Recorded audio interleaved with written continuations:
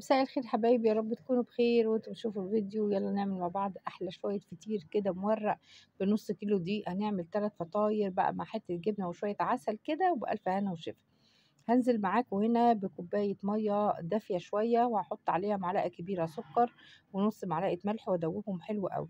هنزل ب3 كوبايات دقيق او 3 ونص، هما يعني نص كيلو حسب المج اللي بتعايري بيه. بقى هنزل بيهم كده بعد ما دوبت السكر والملح في الميه الدافيه، علشان يعمل معايا بسرعه ويريح معايا بسرعه، وخصوصا احنا في الشتاء. دول كده نص كيلو دقيق، 4 كوبايات بالمج المعياري او 3 ونص بمج الشاي كده، يعني حسب بقى ما بتعايري او بالبركه يعني. فالمهم ايه، انزلي بيه يعني هو ملهوش مقدار في كلتا الأحوال، يعني شوية مَيّة وملح ودقيق وسكر هيعملوا لِك الفطير. خلاص، شوفوا دوّبت كده، دوّبت حلو أوي بإيديّا بطريقة اللَف دي، يعني كإنِّك حوّلتِ الطبق بتاعِك لعجّان. هاحط بقى آخر شوية دقيق كده لحد ما العجينة تلِم معايا وتبقى كويسة، وبعد كده هادهنها دهنة زيت وأغطّيها من تحت وفوق وأغطّيها في الطبق، وهاركنها ساعة كده لحد ما ترتاح. كل ما هتريّحي الفطير بتاعِك أحسن، كل ما تاخدي منّه نتيجة أحلى ومضمونة مليون في المِيّة. شوفوا دي طريقة سهلة كده للعجن لحد ما الفطيرة بتاعتي بتنعم. 5 دقايق كده بإيديكِ، بكف إيديكِ كده هتطلع معاكِ زي الفل. تمسكي بالإيد التانية ما بتلزقش، خلاص يبقى كده العجينة تمام، هي عجينة طرية وما بتلزقش في الإيد. شايفين، أنا باوريكم بس دي طريقة العجن السهلة، ولا محتاجة مجهود ولا أي حاجة. ممكن لو لاقية إيدِك وجعاكِ سيبيها وارجعي لها تاني. دهنت الطبق زيت والعجينة زيت وسبتها ترتاح شوية. انتي بقى ممكن تكوري لحد ما تضغطي بيها بصبعك كده وتلاقي ايدك علمت خلاص. إيه، بعد ما ارتاحت بدأت أدهن ايدي زيت واعملها كور صغيرة كده جنب بعض في قلب نفس الطبق. مش هوسخ حاجات كتير ولا هعمل أي حاجة كتير، كله كده بطريقة سهلة وبسيطة، إن شاء الله تعجبكم. حسب ما بتطلع معايا النص كيلو اعمليه، وممكن تكوريه كده من الأول، ما تستنيش عليه وتسيبيه مرة واحدة يرتاح لو انتي مستعجلة. يعني الطريقة اللي تريحك خلاص، بس ادهني ايدك زيت حلو واعجني حلو، واستخدمي دقيق جميع الأغراض استخراج 72 عشان يبقى سهل معاكي في الفرد.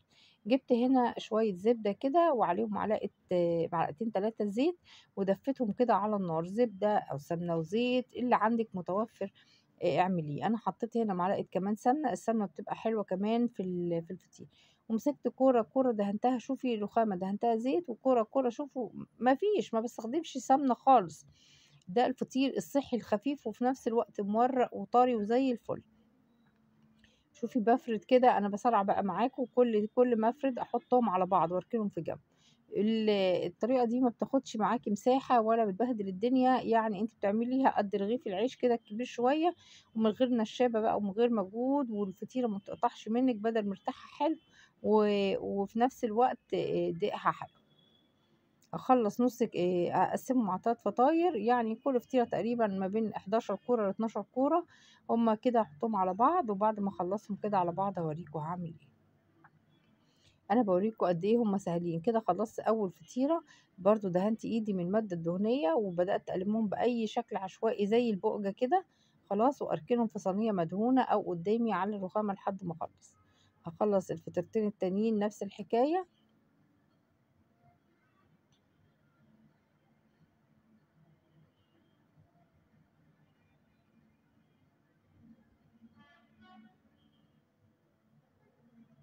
دهنت الصينية من المادة الدهنية برضه، وأحط بقى كل فطيرة في قلب صينية وأغطيها بكيس وأسيبها ترتاح شوية.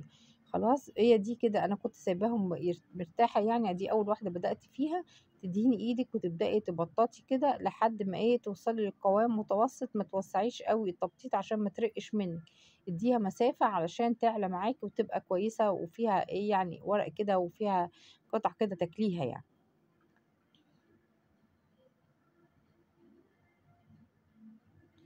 بس كده، هاخلّص كل الكمية بالطريقة دي، وهاسيبهم أغطيهم بكيس وأسيبهم يرتاحوا. في الوقت ده هاشغّل بعد ما يرتاحوا ربع ساعة أو نُص ساعة، مش مهم في الشتا، شغّلت الفرن على درجة حرارة عالية فوق وتحت، وحطيتها قريب من تحت ولحد ما خدت اللون ده. أول ما طلعتها غطيتها بفوطة وفوق الفوطة كيس.